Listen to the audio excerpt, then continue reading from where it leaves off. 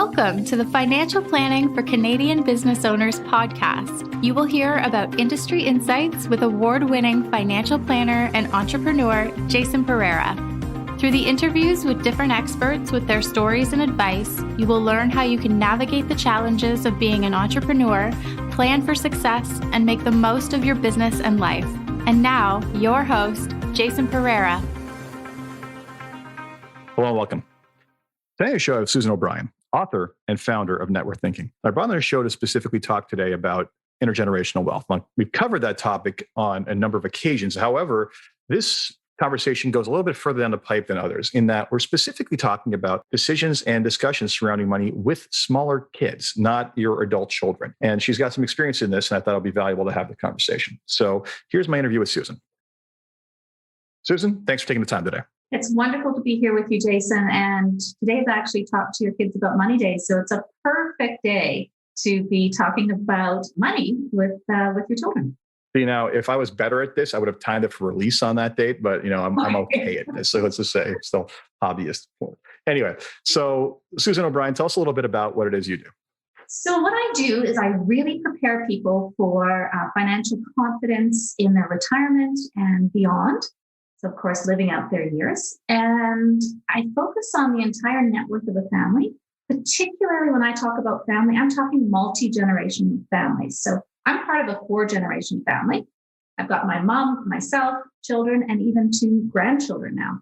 And so my focus is really on all of those generations. And what I see in people is that they do want to be financially independent and they do want to create enough wealth that they can take care of themselves and their family. But often the most important thing is their children and grandchildren. And those children and grandchildren becoming good stewards of wealth, to have good money habits, to really learn to be compassionate toward others, to engage in the community around them. And as you mentioned at the very beginning, this starts at a really young age. Absolutely. And this is something I've, since became a father, became obsessed with. I think particularly working in the financial industry, we all have our horror stories of when it goes terribly awry. And, you know, we also get to see the stories of when it goes incredibly well. And I'm sure on multiple occasions, I've had situations where I've actually, you know, met the client's kids and been like, tell me everything you know about parenting, because that worked out really well, right? And that resonates not just typically to, you know, the type of person they are, but oftentimes the money as well. So talk to me first and foremost about how these conversations got started in general in your practice. Like, when did this, hey, how do I deal with a little kids aspect? Like, how did this come about? Well, it's a gradual process because, as you mentioned, you mostly meet with the generation that has accumulated some wealth or is accumulating some wealth. And you're really making sure that they are managing that wealth properly. And if you meet with them in their 30s, they're having children. And so it's so exciting to be at that moment in time when they're having children. And over almost 23 years now, I've seen those children graduate from university and go on to further education. And now they're having children of their own. And so we have this generation that I started with really advising on money matters. And then we have their children, and now the grandchildren are coming along. So I've had the privilege really having my own children going through this and all the mistakes I made. And there are many. They're all young adults now. And I have the privilege also of having my 5-year-old granddaughter live with me. And she's been living with me since she was about 3 years old. And so I've been able to see the changes over time between, you know, how grandchildren or how grandparents like my mother taught me, how I taught my children, and now how parents are teaching their young children. And it's just becoming more apparent that at an earlier age, they're on screens, they're on YouTube, they're seeing, you know, my granddaughter can figure out what the commercial is on YouTube, but she doesn't realize the show is also a commercial trying to sell her something. So 3-year-olds are very astute when it comes to, I guess, being sold to in a way, or what is money, or that you need money to buy things, or where money comes from. And so I think that we wait as parents and grandparents, we just wait too long to think about how do I teach my children to be good stewards of money. Yeah. And I will say this is something that probably has to happen a lot earlier than most people think, because frankly, I see the bad habits forming before high school, quite honestly, let alone once they get later on in life. I mean, and especially if they're not ready for it by the time they hit university, where they are suddenly responsible for their own spending. And the second they hit campus, it's like, hey, want a credit card? It's brutal, right? Like they're just not ready for it. And I've seen countless kids have to be bailed out by their parents on countless occasions. So that's how it got started. And you saw all this. Let's talk about different age ranges and how you approach it at different age ranges. So what's the youngest that you typically start kind of coaching or telling people to start coaching or having these conversations with children? I'll believe it or not, it's 3. 3-year-old. Glad to hear that I'm already ahead of schedule. Good to know. Okay. And the teachable moments come about in everyday life, whether you're going to the grocery store or whether you're going to the bank or whether you're using a credit card or a debit card. It's just those everyday teachable moments, as well as there's some great books for, that 3 to 6-year-old group that talks about money and what money is and how you make money. And so there's lots of great resources. So it's money conversations. It's just incorporating it, parents and grandparents, into everyday life with young children. Oh, I'm buying this, I'm buying that, or this costs this much, and having those teachable moments. But there's also some good resources out there like books. The one thing I found in our consumer society is that kids as young as 3 are like, I want that, I want that, I want that, I want that, I want that, I want, it's like they've got a case of the gimmies.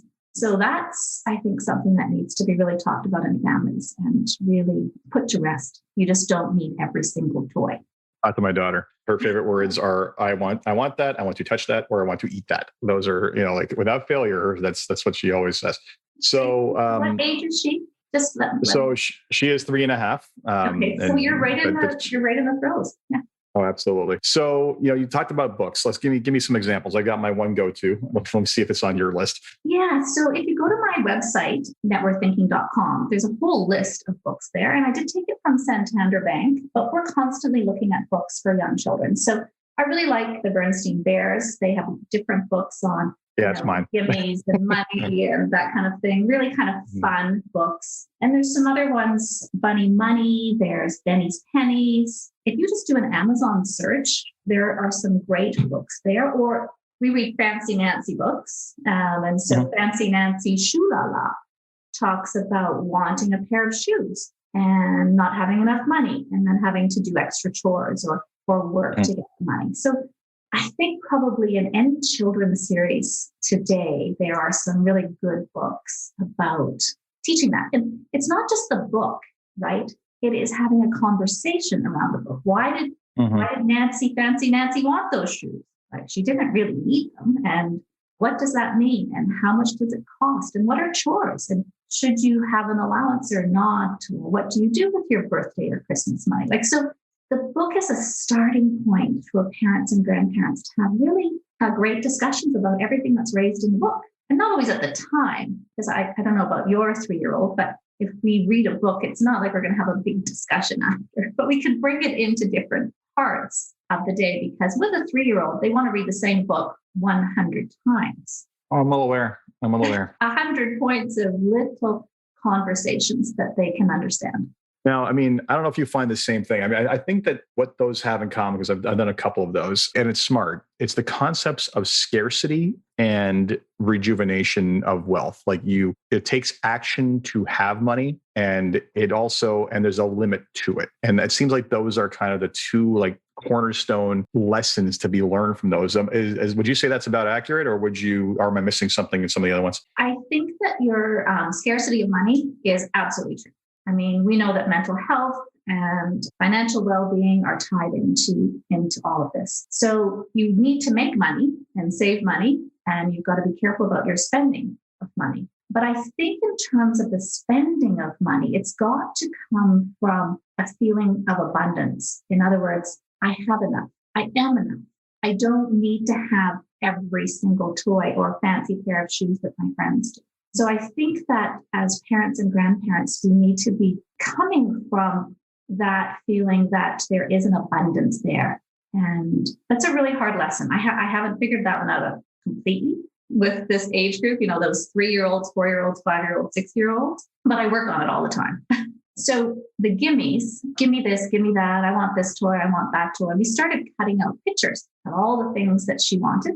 little 4-year-old then. And instead of me saying, no, can't have that.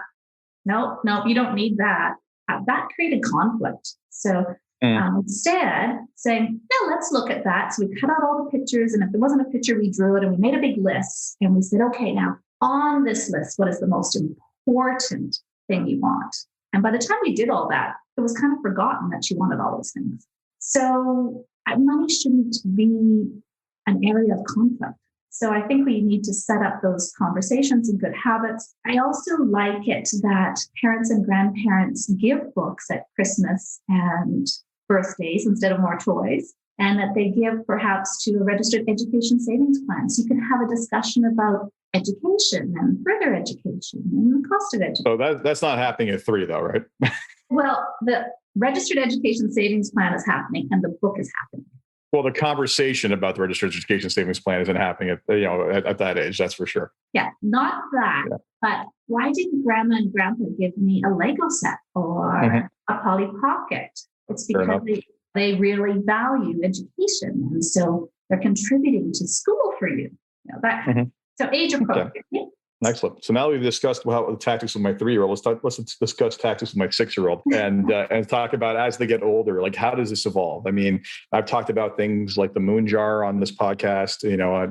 I'll share one of my little favorite tactics. It's it's the scarcity thing. So he's got an ability to earn money by doing some chores around the house.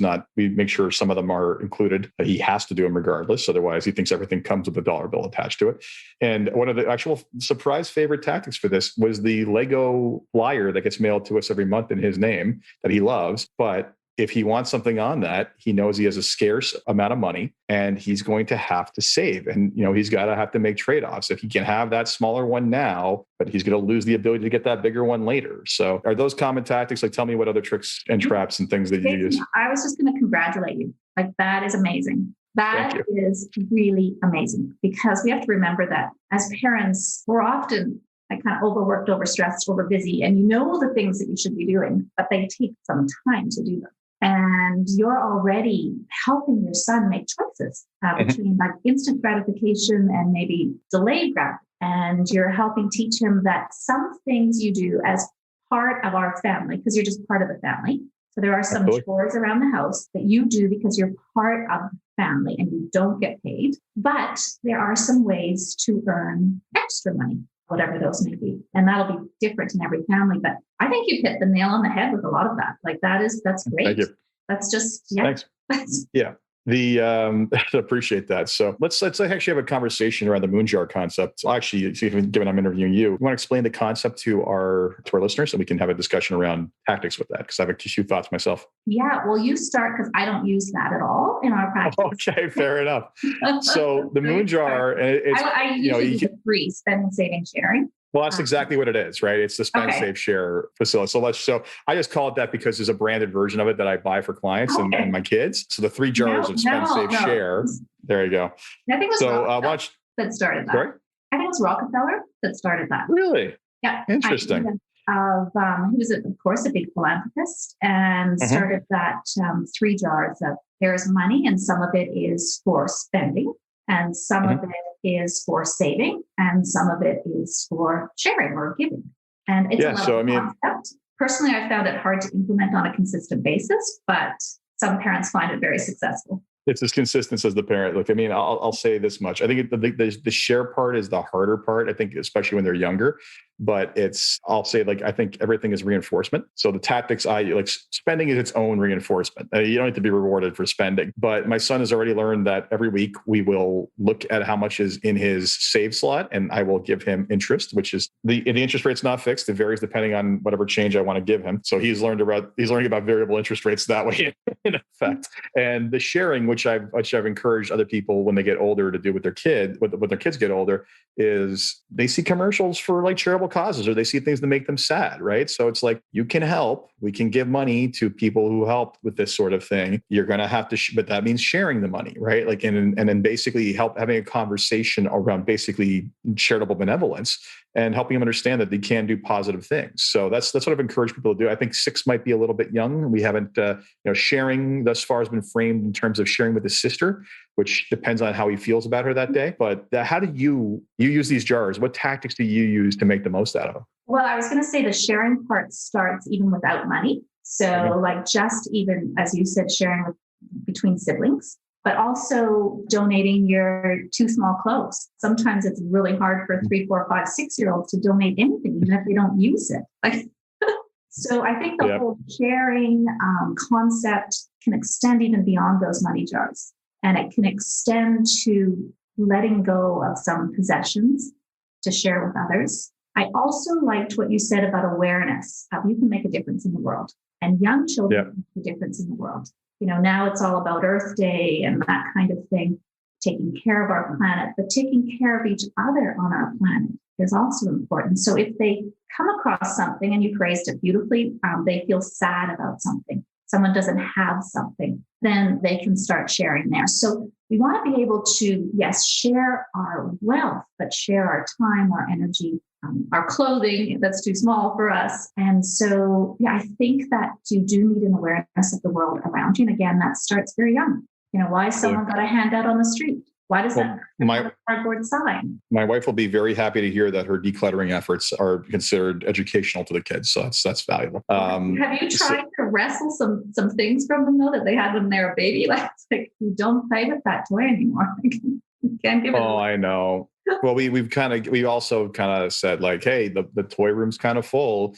If you expect or want to get anything else in the future, you're going to have to start getting rid of the stuff you don't play with anymore. And they're inevitably when I empower them to make decisions about what they want to play with and what they don't want to play with, they make those decisions, right? Like it's like, okay, I don't play with this anymore, right? And it's at least it's on their terms, right? And I think there's something valuable about including them in the conversation there. Yeah, and that's a good word, empower, because what we're talking about today, whether you're 3, 4, 5, 6, like these young children, or we're talking about teens, or we're talking about adult children, or even parents and grandparents, the focus is really on empowering people to own their choices and to understand where those choices are coming from based on their own values and what's important to them. So it really is empowering when you're able to have these little tiny teaching moments, conversations, whatever works in your family, and broaden them out as your children are growing so that you're keeping with your family values,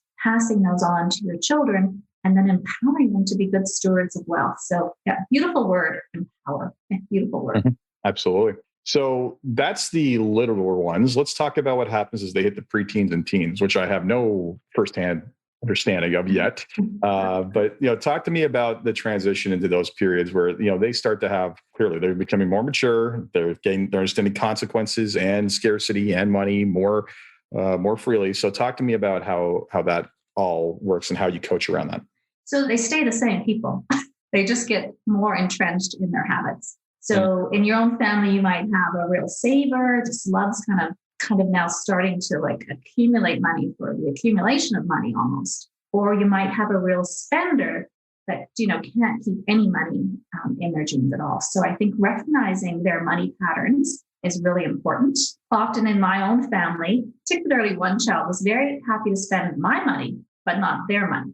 So if we were traveling, for instance, and 3 of the kids were buying ice cream, he wouldn't buy it. And then I would kind of feel like, oh, he doesn't have any ice cream, and I'd give in and buy him the ice cream, which is not the recommended course of action here, by the way. What I actually did then was buy all the kids the ice cream. So I was spending all my money and they weren't spending theirs. So that was not really the best thing. But again, it's again, your day-to-day teachable moments. Another time I remember we were going skiing.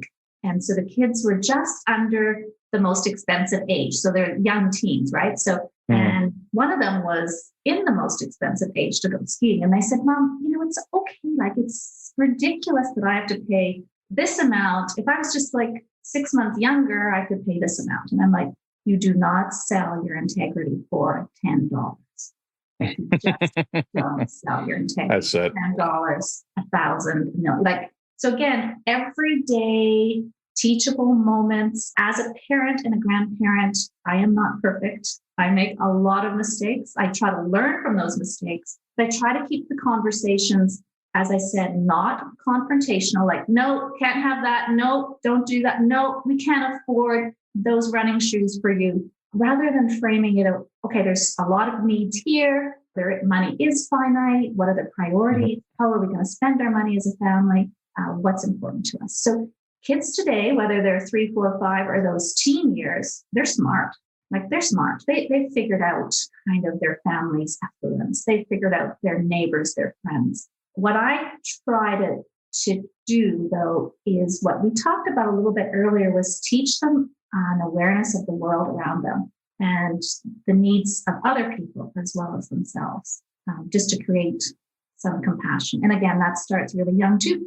So they're the same people. They're just more entrenched in their habits. You are the same person as a parent, and you need to be consistent in your handling and your messaging of what's important to you as a family.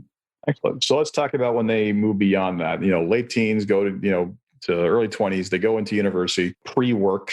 What's that conversation look like? Because for a lot of them, for most of them, it's their first real taste of freedom and actual responsibility. And that can, it's, let's just say this much. I just remember some of the conversations I had back in the day about people making rent, and meanwhile, they're complaining that they can't, but meanwhile they're at the bar. And it's like, oh, really? You need to go to the student food bank? I'm pretty sure you just blew your meal budget in the last 2 weeks. So talk to me about what you do at that stage, if anything. Absolutely. My youngest client was 16 years old, just a great young woman. And her parents had done something right, because she had a part-time job. She saved her money. She put it toward her education, but that is an exception rather than the rule, I would say. So what I try to do in my own practice is sit down with the parents, first of all, when kids are in grade 11 or 12, talk about who's paying for what does a budget look like, how much are the kids responsible for in university, how much are the parents responsible for, and then we invite that young person in to see us. And some of them, this is the first time they've come to a big downtown core, got in an elevator, found an office, totally overwhelming. So sometimes they come with their parents, sometimes they come by themselves, and we have a budgeting discussion. How much is university going to cost? What does a budget look like? How much are you going to contribute? How much are your parents going to contribute? If we have the parents' permission, how much money has been set aside for education, what it's invested in, how long it's supposed to last. So having that conversation and then having them actually complete a budget. Now, your beer example or whatever, the pub example, we know that you can take from one area of your budget to the other. But again, going to finite resources, this is the amount of your budget for the year. And then as a parent, you have to say what happens when they go over that budget. So my son that I talked about with the ice cream didn't want to spend his money, wanted to spend mine. He's the oldest, so I was the strictest on his budget. And he was running out of his meal plan, was getting hungry toward the end of university, but he would not come to me to tell me. And when I found this out, I said, it's okay. We're not born perfect. You don't need to be hungry. I didn't ask if he went to the pub about, extra money or whatever, but I helped him out. So one of the areas I want to focus on, so we're talking about how we steward them along the way. Let's talk about intervention, right? Like something's gone, the kid is clearly having some money spending issues or respect for money issues, however you want to articulate it. It's just they didn't learn the lessons that we're talking about now, and maybe the relationship with it is unhealthy. They keep on getting credit card debt. They keep on putting themselves in trouble. Like, what have you had the experience of having to kind of try to triage the situations? You're nodding yes, good to hear. Oh, how have those conversations gone? What are the tactics that have proven effective? The biggest issue with young people is getting a credit card. By far, it is the biggest issue. It should be like, there should be warning lights around it. Danger, danger, danger, because they use the credit card, but they don't pay it off as soon as a purchase is made. And therefore, they have a credit card debt at the end of the month, but they've already spent their budget or their money. And so it's been there, got myself in that kind of trouble more than once. Number one way. So I think that as an industry, and even in my own practice, we don't do enough about the dangers of credit cards. And I think that when we talk about education, and we talked about those maybe teachable moments at any age, it's like, I am using a credit card, but I'm going to pay it off right away. Or I am using a credit card, but I know it comes with the danger side. And this is why. So that is the number one issue. I have bailed out, I will admit, bailed out one of my children when they got to the max limit on their credit card. I wouldn't do that again. I really think as a parent, we never want our kids to fail. Like, I don't want them to fail at anything, right? I want to help them through life, but bailing them out is not necessarily helping them. We should have, in hindsight, a repayment plan, or maybe just letting them, negotiate with credit. Well, I will agree with that stance altogether. I mean, I'm sure I'll be tested on it at some point in the future, and we'll see if I stick to the courage of my convictions. But it's one of those things where we go stronger as human beings through adversity. And I think where I've seen and where people I know who grew up with a lot of adversity went wrong with their kids when it came to money and the respect of it. And they'll openly confess this to me is, they don't want the kids to suffer the way they did or to not have the way they did. And I understand that. But the problem is that the danger is going too far with that and not teaching them respect that they need to have for it. And so far to the degree where I even had one of their kids basically say out loud, and I couldn't believe this. It was like, I never wanted to do this thing that dad wanted me to do. I wanted just to do this. And the response was, well, how do you think you're going to support your family off that? Oh, that's where my parents' money comes in. And it's like, they didn't do all this for you to just basically do nothing with your existence, right? Like, it's fine if that's the way it works out and they're willing to support that, but that's not, never mind, not going to make them happy. You're making a bet that they're going to want to support that. Whereas on the opposite end of the spectrum, I've told this story several times in this podcast, I've had the fortune of dealing with individuals who are members of dynastic fortunes, 3-4 generations deep. And I will tell you, universally, I am always thoroughly impressed by the third or fourth generation. And that is that these people are still hungry. And they actually look at family wealth as not being theirs. They kind of look at it as this thing that enables the family to give them all the opportunity in the world. And their job is to steward it and add to it, not to simply say, well, mom and dad's money is going to basically take care of all that. If anything's left for my kids, so be it, right? And that scenario impresses me so much. And those are some of the people where I've literally said, okay, how is this possible that you basically accomplished this? Because it's very easy at certain levels of wealth to just kind of throw it all to the wind and say, no one's ever going to run out for the next 2 to 3 generations if you're that fortunate. But that's not the attitude they take. So I mean, hopefully, I think there's something to be learned from those people for all of us. And as for the letting your kids fail, I mean, I think what you said there, maybe not fail, but hey, you got to pay it back. You legitimately have to pay it back. Part of this is paying it back, but it also depends on the child and the lessons they learn from that. Sometimes we make it too easy for them to pay it back. Yep. And then they go. No, that's the problem. That's the problem. And I've had some cases where we've said, okay, they got into trouble. That's interesting. So here's the loan document and here's the payment schedule, right? And they're like, okay, this is good. I like this idea. Like, and the thing is, sometimes you just have to give the parents permission to not just tell them to forget about it, right? Because they feel that pressure. And as the advisor, if you say, look, you can do that, or you can make this a lesson, not a punitive one,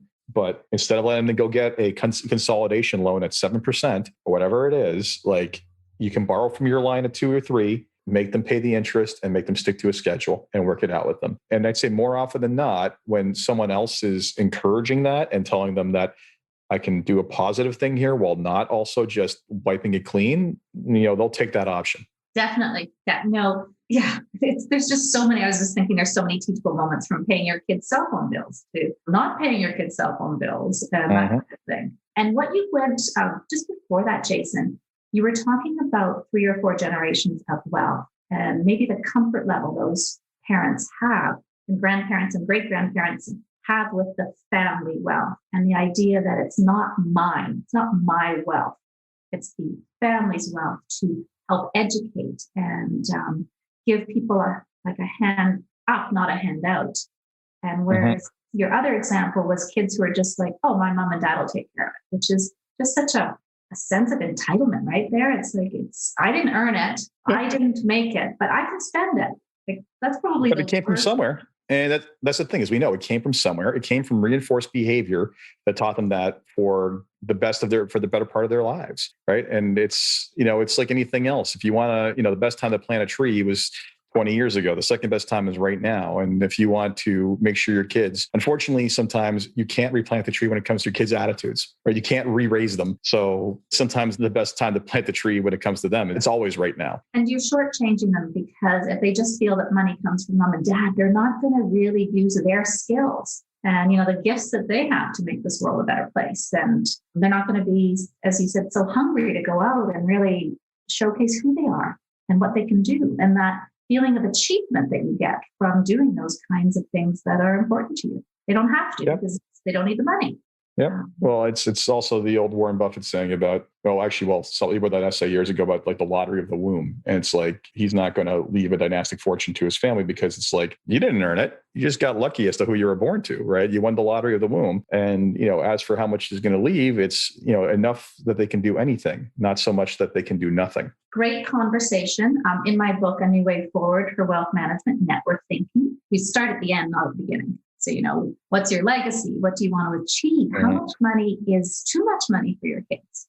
How much will hurt them rather than help them? So great conversations based on let's start at the end, not at the beginning, and look at Absolutely. This. Yeah. And too much of what happens in financial services is geared around the now and the eventual, right? It's like, let's get you to that finish line, but the finish line ain't retirement. The finish line is what you leave behind as a legacy. And when you first have the conversation, people are just like, I don't know. Right. Like, I had this conversation today with someone couple's got more money than they can ever spend and they have no one to leave it to. And they're just like, what are we going to do with all this? I'm like, whatever you want.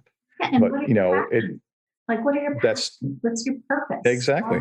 What's important? What's the fullest version of your life? And I even said to them, like, they've given to charity, but they haven't done anything large or structural. And I said, listen, just give it a thought. Like you have enough money to basically name a wing of something, like small wing, but you have enough. Exactly. So like, just have a conversation about where you actually want to have an impact in the world. And if the answer is nowhere, fine. But like the money's going somewhere, right? And, if it's the kids, it's going, if it is kids and you do have them there, great. The money's going there. But as I've said countless times on this podcast with other professionals, is the three people get the money: CRA, your heirs, and charity. You can pick two, but the default CRA always gets what they're going to get. That being said, they can get less if you do charity, but the heirs are usually the second one. But give some thought to that and help figure out what that legacy is. Anyway, so yeah, starting with the end is a very, very valuable task or very, very valuable exercise, in my opinion. Starting at the end focuses you on what's really important to you. And when we're talking about educating 3-year-olds or 13-year-olds or 23-year-olds or even 33-year-olds, it's really based on your values. And so by having that sort of legacy discussion, what's important, what do I value, that just helps you in all those teachable moments. It can remind you about what you're all about. And it's not keeping up with the neighbors or having the best toy room on the block or whatever. It's what's important to you. And it just can stop us from behaviors that are not fitting with who we are as people. So any final words of wisdom before we sign off today?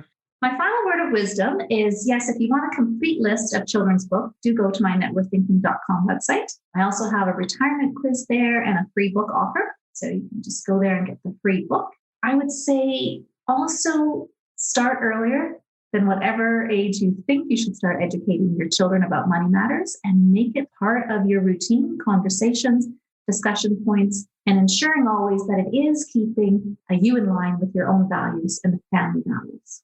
Excellent. And where can people find you, Susan? They can email me at information@networththinking.com.